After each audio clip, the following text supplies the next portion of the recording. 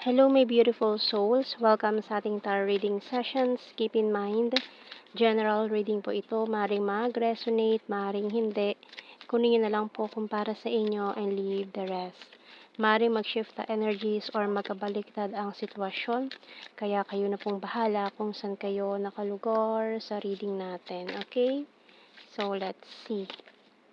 May nahulog na tayong card, 8 of Swords. Okay, and we have here the Three of Pentacles, King of Cups, Justice, Six of Swords, the World, Seven of Pentacles, and the Wheel of Fortune. Bottom card natin, Four of Swords. So mukhang may hindi magandang nangyari sa iyong workplace. Gusto mo nang kalimutan mag-move on or gusto mo nang umalis. Pero feeling trap ka. Hindi ka makaalis. So, tingnan natin anong message ng Archangels. Pero kung ano man itong nangyaring hindi maganda, lalo na kung ito ay sa iyong trabaho, so justice will be served, no? Kasi, and also, you have this Wheel of Fortune, the World, so talagang aayon pa rin sa iyo ang tadhana, no? Kahit na may mga hindi magandang nangyari. So, ikaw ang kakampihan this time. And, we have here clear cognizance by Archangel Uriel. Pay attention to thoughts and ideas that come to you as they are answered prayers. Ayan. So, ikaw pa rin ang kakampihan ngayon, lalo na ng mga boss. Ayan.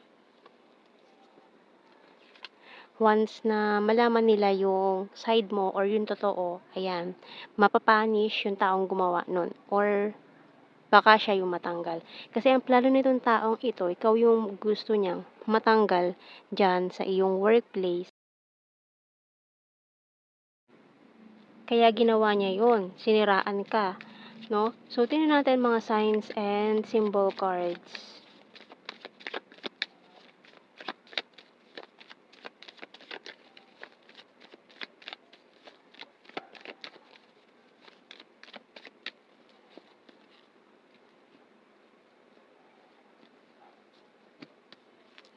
So, we have here the waterfall. So, talagang iniyakan mo yun eh. Talagang pinatunayan mo na wala kang alam doon sa nangyaring yun na hindi ka yung gumawa. Pero talagang, ayan, pinagdukdukan ng taong yun na ikaw yung mali. So, we also have here the mountain, perfume, letter, medication, dream catcher. So, maaari kasing sa perfume, parang, ayan, may ginamit yung taong yun na perfume na ginagamit mo. Kaya maaaring yun yung naging isa sa mga ginawa niyang ebidensya. Yung ginawa niyang ebidensya, yung maaaring perfume mo, ginamit ng taong yun para ikaw ang pagbintangan na sabihin, ay, oo, pabango niya to, ganyan nga, siya lang gumagamit niyan. So, maaaring yun ang ginamit nun para ikaw yung pag-isipan ng hindi maganda. Ayan, so maaaring tinuturo sa'yo yung maling gawain ng iba diyan sa inyong work, ganyan, sinisiraan ka. Kaya, pero lalabas din naman ang totoo, no? So, ayan, lalabas ang totoo. So, we have the justice card diyan and walang makakahadlang dun. Lalabas at lalabas yung baho na ginawa nitong taong to laban sa'yo. And kung sa una, kinampihan siya ng mga tao sa paligid nyo, so sa una lang yun. Kasi once na malaman nila yung totoo, magbabago lahat. You're so sweet and caring. I will fight for you. Love your humor. Feeling betrayed. So, ayan, feeling betrayed. So, maaaring may connected din to sa mga love life. Ayan. So, maaaring siniraan ka niya para masiraan ka din sa taong karelasyon mo or sa taong mahal mo or dun sa taong pumuporma sa'yo. Ayan. Para siraan ka. Kasi maaaring interesado siya sa kung anong meron ka. Lalo na your love life, your career. So, we have here you're my twin flame, you excite me, can't let you go, can we start again? Pero itong taong ito, lalayo siya sa'yo eh. or lumayo siya dahil dito sa nangyari. Lumayo itong taong mahal mo, and then marirealize naman din niya eventually na mali. Ayan, na mali yung taong kinampihan niya, and hihingi siya ng tawad to start all over again. So, we have here, can you forgive me? So, ayan, hihingi siya ng tawad sa'yo kasi mas naniwala siya doon sa taong ito na nanira lang sa'yo. So, tingnan natin. We have here, I will wait for a sign from you. Maring twin flame karmic relationship yan. Not available. It was my fault but I blamed you. Ayan. I want to tell you how I feel. I'm so attracted to you. I know I messed up everything. So, ayan. And just being near you is intoxicating. I know that I crossed the line with you.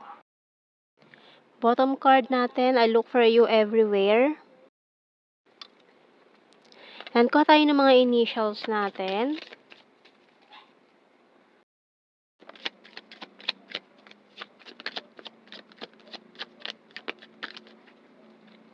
So, we have here F, G, V, M, Z, I, Y, K. Bottom card, letter N. And kuha tayo ng blue card. We have here confessions. So, ayan mo, aamin naman talaga itong taong ito eh. Aaminin din niya, no?